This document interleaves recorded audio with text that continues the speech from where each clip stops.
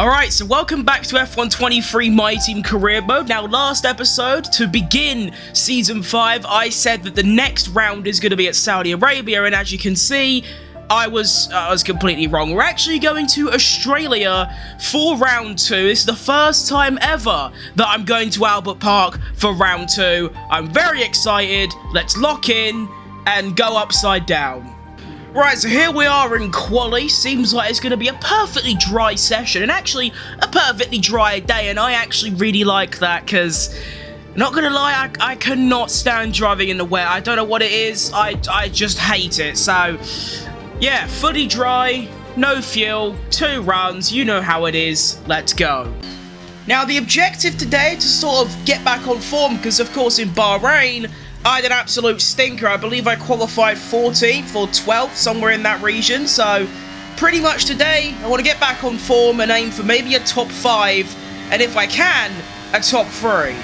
Now, this is the banker, so I'm going to take it a little bit easy as I almost lose the car out the first corner. But, you know, it's always fun to do a little drift at the exit of corners. It loses your time, but it looks good for the cameras.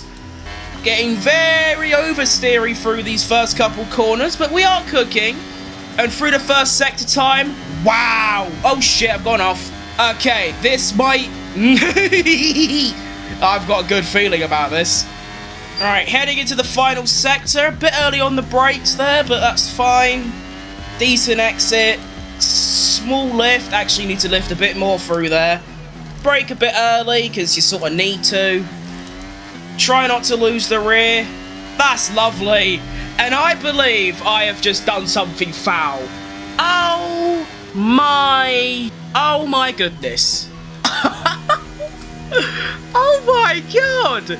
For context, I did a video about a month ago now where I tried to beat the in real life pole time round here, and the best lap time I could muster was a 17.3.